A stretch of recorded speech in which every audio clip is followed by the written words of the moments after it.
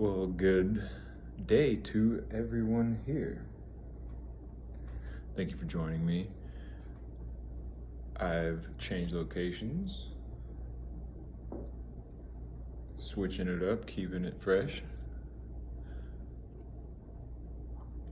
We're going to go ahead and continue on in Genesis chapter 2.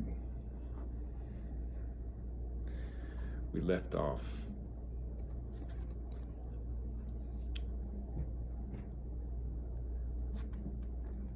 finishing up with the conclusion of his handiwork. And we'll go ahead and pick up on verse 4 in chapter 2. So let's begin. These are the generations, the heavens and the earth, when they were created in the day of the making, Jehovah of God's earth and heavens. Now, this is the first time we've seen the actual word of his name, Jehovah, as distinguished from the word 430, which is God. But before we look at that, let's look at the word, the generations. That's word 8435. Tuleda,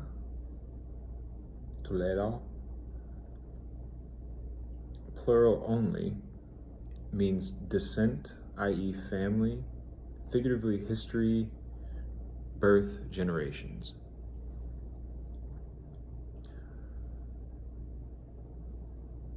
So in the context of this verse,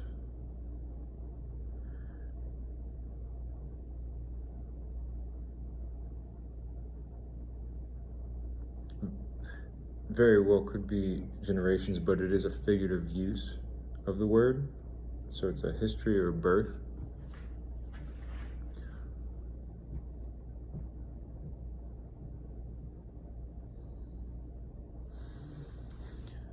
And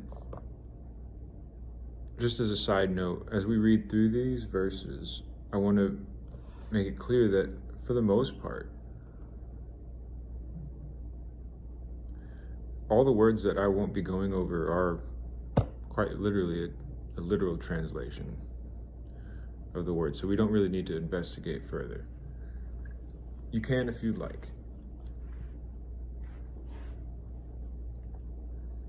But I'm changing it up a little bit and doing a little more preparation. So let's look at the word Yehovah, which is word 3068.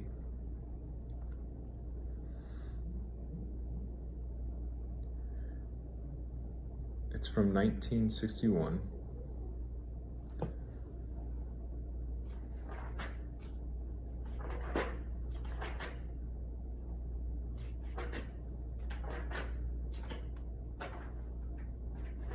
And the word 1961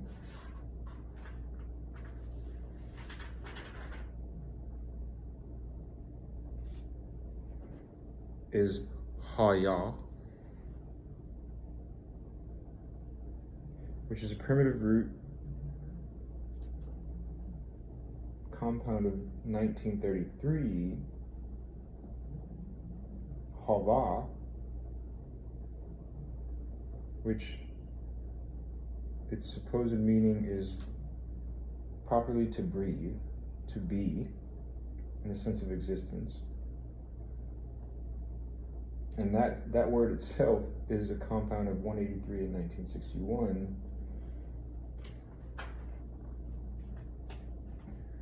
So it's going all over the place here for his name, which means to me that it's a very all-encompassing, difficult to pin down name. Let's go 183 real quick. Primitive root, to wish, for, covet, greatly, desire, be desirous, long, after.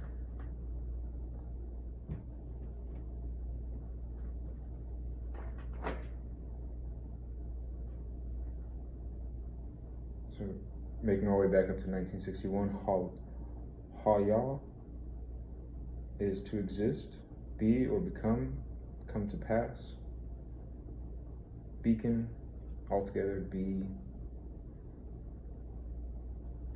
And let's return back to the word itself, 3068.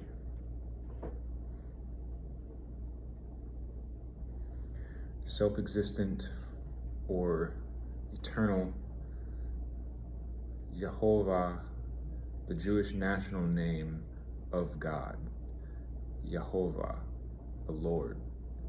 And it's a composite of 3050 and 3069. So let's look at those words.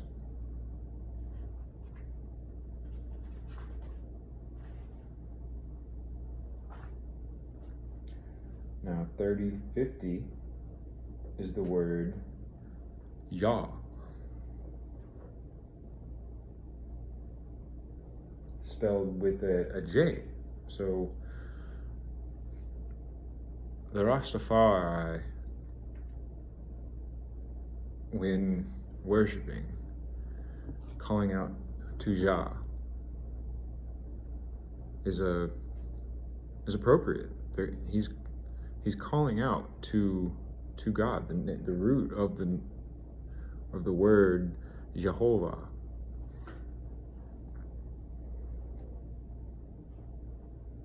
And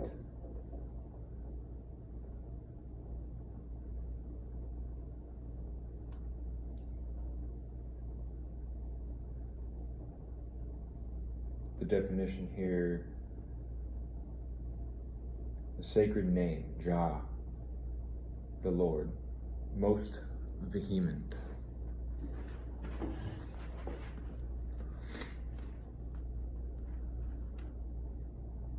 And so it's a composite of 3050, that word, and 3069, which is the word just after the word we're looking at, which is written in verse 4. Yehovah, which is just a variation of 3068, and pronounced by Jews as 430, in order to prevent the repetition of the same sound, since they elsewhere pronounce 3068 as 136. Let's look at 136, if we haven't already. There's a lot of different variations here. So, Adonai, an emphatic form of 113, the Lord. 113 is Adonai, or short Adonai, from an unused root meaning to rule, sovereign, controller, human or divine, Lord, master, owner. Composite also names beginning with Adonai.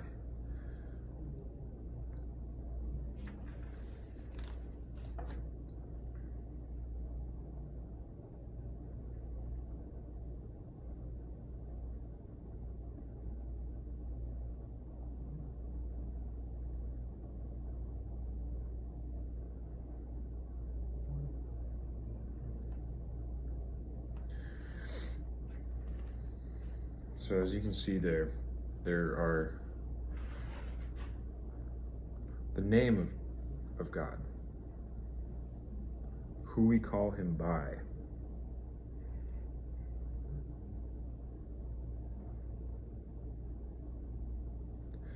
almost doesn't matter because he is the self-existent or eternal.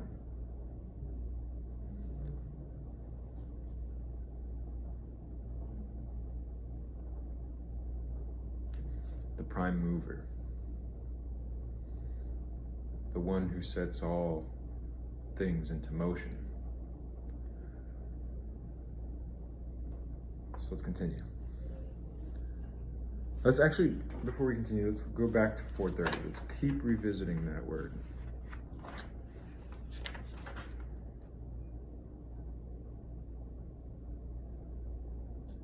It's Elohim, the plurality,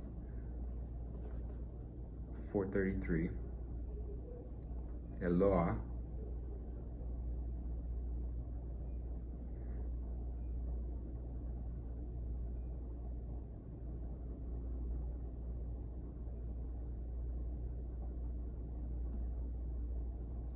which is a plurality, and thus especially with the articulation of the supreme God, occasionally applied by way of deference to magistrates and sometimes as a superlative. Angels exceeding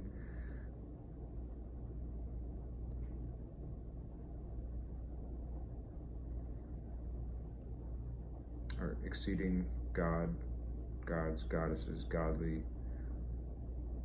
very great, judges, mighty.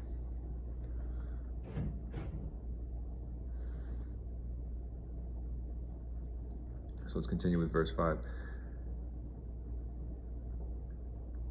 And every shrub of the field, not yet it was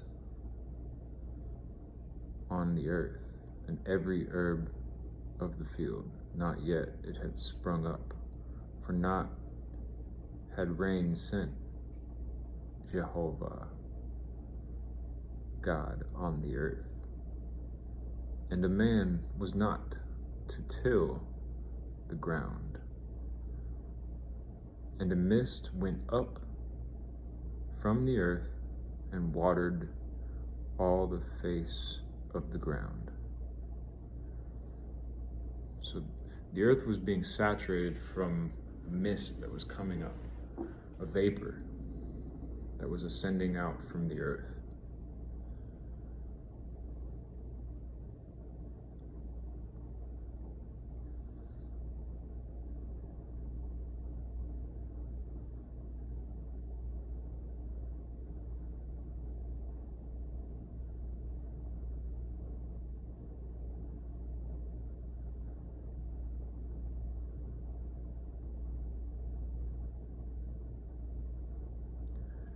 Let's continue on with verse 7. And formed Jehovah God the man dust from the ground and blew into his nostrils breath of life, and became the man a soul living, and planted Jehovah God a garden in Eden to the east, and put there the man whom he had formed. So let's look at the word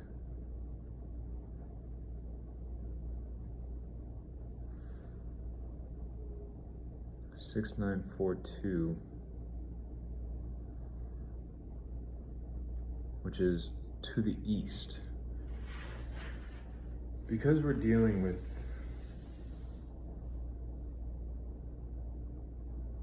no physical space in particular yet, other than the earth and the ground. Now having a very specific place where God had placed man, called Eden, which is a garden, and Eden is actually translated to mean that a protected garden, a fenced-in garden. So there is a fencing of protection going on here in that garden. Now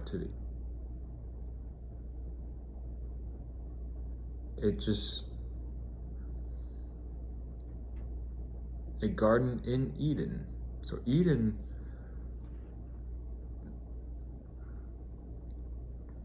let's just go ahead and look at it. 5731.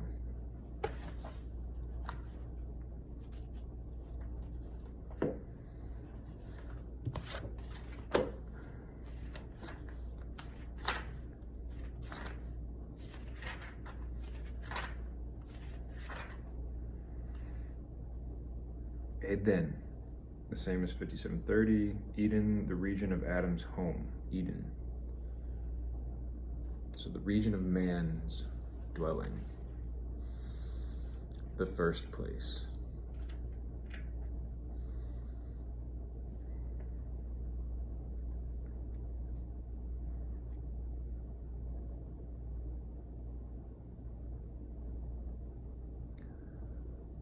And to the east of, let's actually look at the garden too, 1588.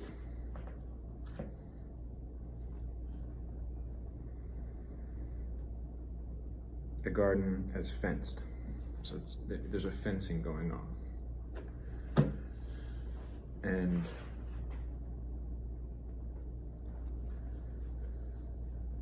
to the east of man's dwelling means the front, the place, or the front of place. So absolutely the four-part, relatively the east.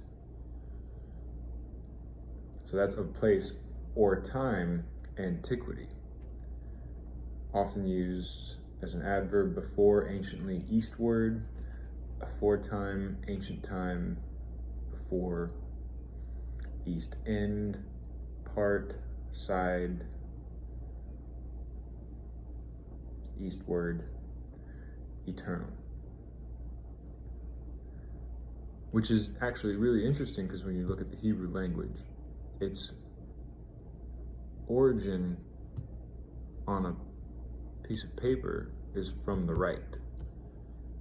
And if you put a Cartesian coordinate system on the paper where the top is north, the left is west, the bottom south, and the right east, that's how the Hebrews wrote. That's how the Hebrew language is written. It's from right to left. So man's journey to the west, we're a projection of, I mean, the Hebrews captured our journey with their language.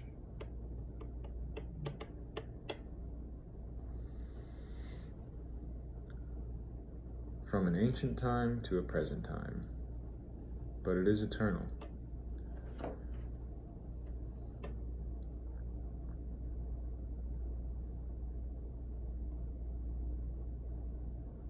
We are going from the top. Let's take it from the top. Right to left and down.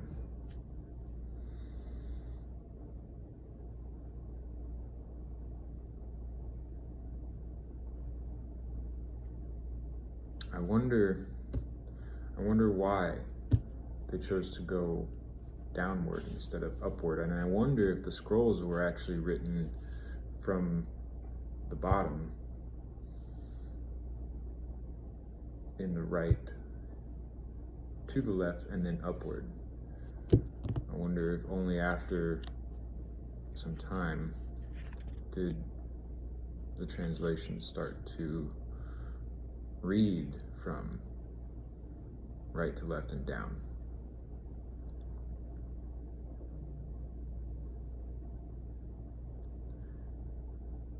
Let's continue.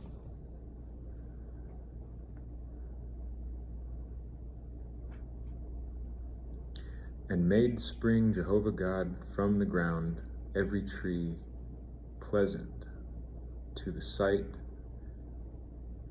and good for food. And the tree of life was in the midst of the garden, and the tree of the knowledge of good and evil.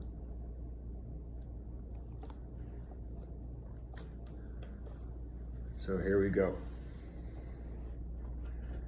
Enter that tree.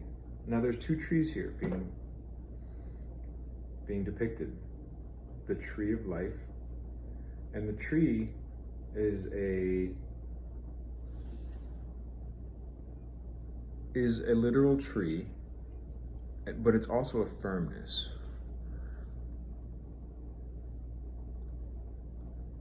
Let's look at that word, tree, and the tree, because I do believe it's different than the tree that was created in the template phase. Let's look. So in the template phase, when he did create trees or of their kind,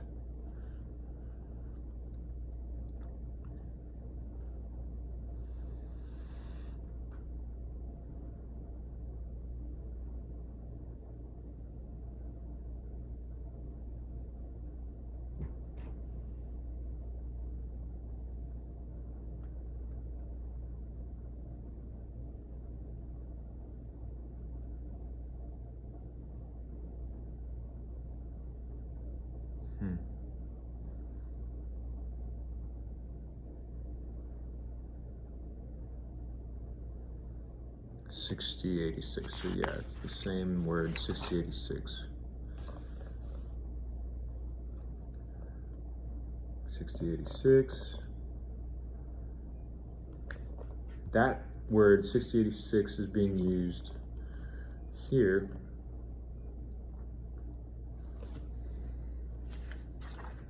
in regards to the tree of life and the tree of the knowledge of good and evil.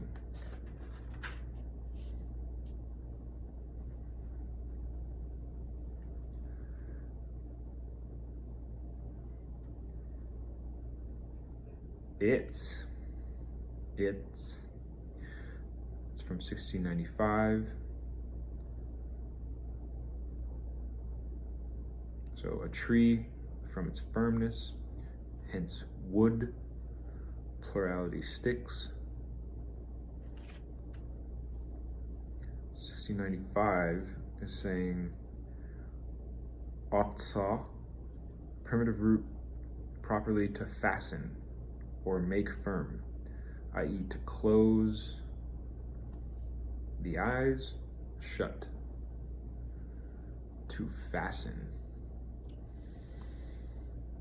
Now, since there are two, this is just my interpretation here, so take it with a grain of salt. But there are two trees being depicted here. These two firmness, these two firm objects.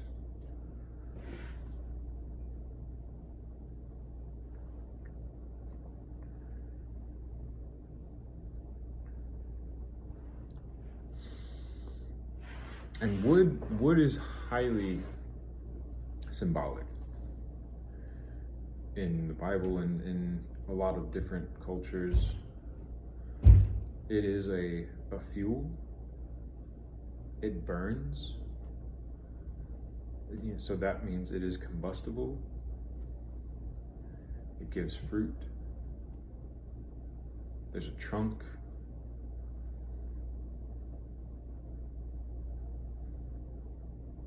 It's our inverse.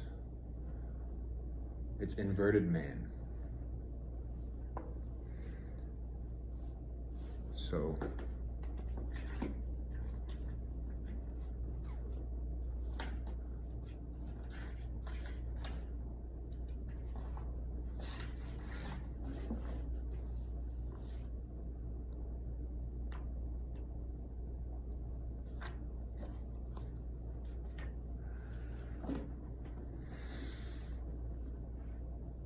sorry, I just found this piece of paper that was inserted into this Strong's Concordance that I had not previously yet seen. So I keep finding pieces of paper inserted into these books that I have, both on the library's copies and my own. But anyway, back to this, my interpretation here. There are two trees that are fastening. So what does it mean to fasten? It means to secure, as though a stake in the ground, like it's fastening. There's fasteners in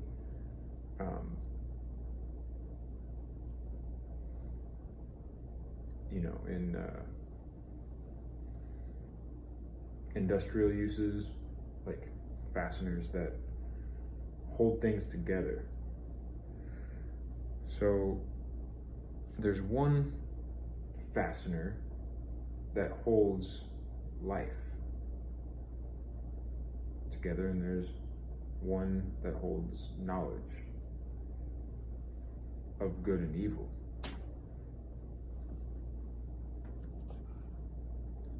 So there are these two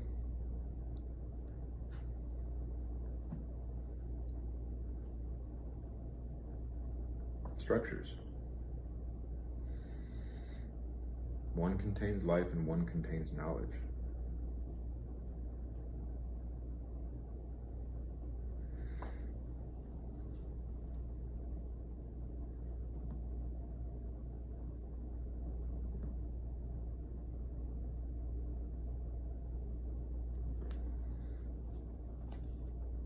And the word knowledge,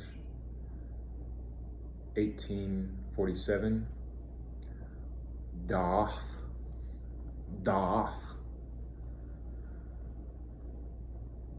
Where do we get the word death from?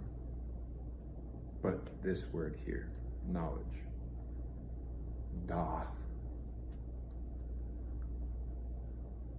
I could be wrong, but it does seem that is appropriate here, especially considering if you're aware of what took place after man consumed from that tree,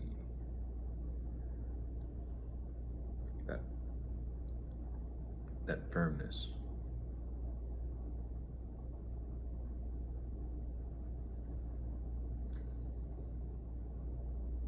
I don't want to give any spoiler alerts if you don't. We'll soon visit that.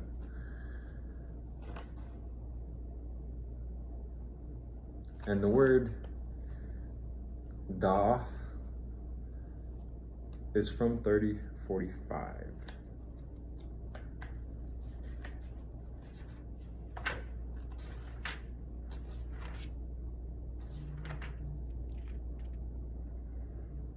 Yada, Yada. So there's a great variety of senses, figuratively, literally, euphemistically, and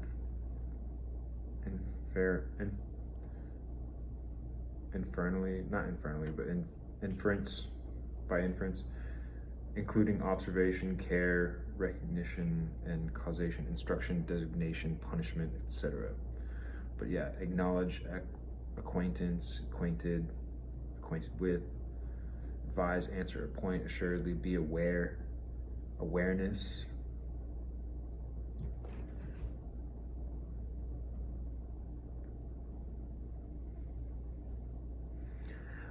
I once had an experience where I did see this tree of life and of Doth, but overlapping one another. it was rotating and it was shut. When you think of a toroidal field, imagine basically imagine shrinking yourself down and being inside of a hollow donut and looking at the center. It's kind of what it was like. There's this firmness that's shut. And this, I believe, is the space that is being talked about here in Genesis, in this, what the Matrix calls like the construct. This is the template area, but it's connected to this physical realm. It's not separate from. It's not this other place. It's here, now, eternally. We just process it in a very different way than what the angels, the hosts of heaven and earth, and how our awareness may experience it outside of these bodies, outside of these instruments. Without these instruments. So let's look at the word, because since we've already looked at the word good, I believe, let's go ahead and look at it anyway. Good and evil.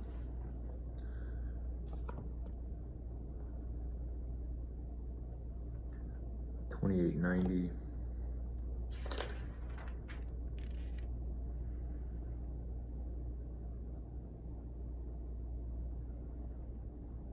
From $28.91, purity. So the knowledge of purity, pureness,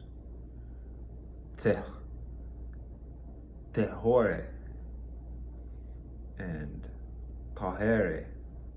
That's where that word 2890 is from. It's a primitive root properly to be bright, i.e. by implication to be pure. Levitically uncontaminated, moreover innocent or holy. Clean. Cleanse self, purge, purify, purifier. There we go. And evil. That word, 1847. Oh, I'm sorry. That was knowledge. Evil is 7451. Ra. Not raw, but raw.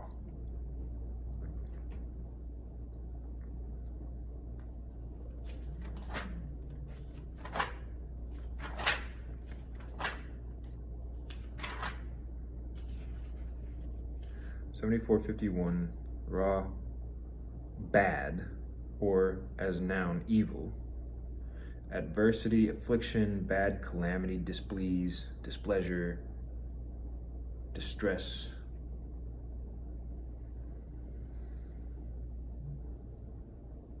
Exceedingly great grief, grievous harm, heavy, hurt, ill, favored, mark, mischief, mischievous, misery, not, naughty,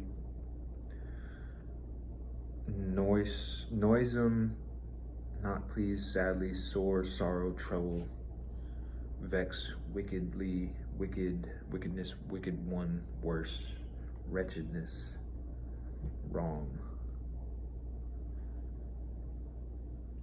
This includes actually the ra'ah as adjective or noun. So, there you have it. Let's look at the word life, though, before we go on. We know what life is, but let's look at the word. 24:16.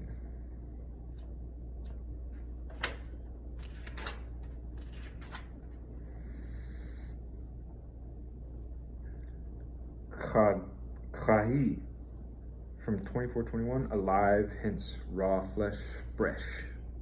Plant, water, year, strong. Also as a noun, especially in the feminine singular and masculine plural, life or living thing. Whether literally or figuratively, age, alive, appetite, wild beast, company, congregation, life, lifetime, live, lively, living, living creature, living thing, maintenance, merry, multitude, be old, quick, raw, running, springing, troop. So when you see this stuff of life, you know what that is. It's this raw essence, this wildness.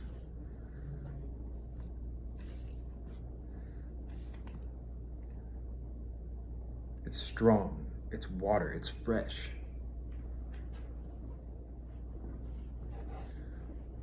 Which is very different than purity. So the stuff of life is not to be confused with the stuff of purity. You can have pure life or you can have evil life.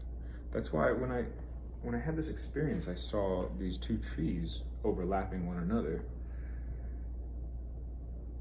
And it gives me this sense of magnetism. You know, you can't have just a positive polarity. You can't have just a negative polarity. You have to have both polarities, positive and negative. There is a great sense of magnetism going on here in the first 2 chapters of Genesis. And I would encourage, if anyone's watching who's either a physicist, a scientist, or knows someone who is a physicist or scientist, to really, really, really do a deep dive into this book, because it, in a very efficient way, is telling us the electromagnetic nature of God's creation. And it is this nature that I believe is being hidden from us through the English language, through the ancient bastardization of the Phoenician language, which was introduced by the Roman rule of the Hebrew land. We really need to do careful study of His Word to uncover these truths and these parallels. But I'm going to leave it there. We'll pick up tomorrow in continuing on with verse 11. But we've seen a lot here through verses 4 through 10.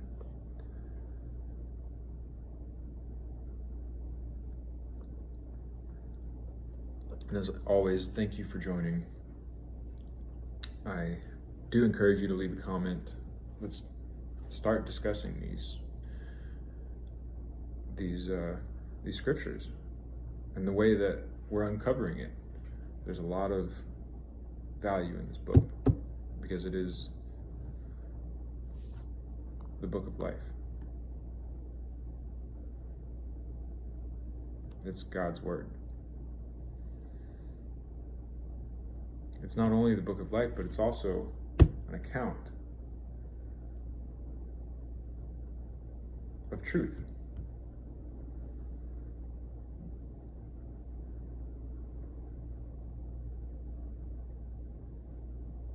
So, I love y'all, and may the Lord's peace be with you. Until tomorrow.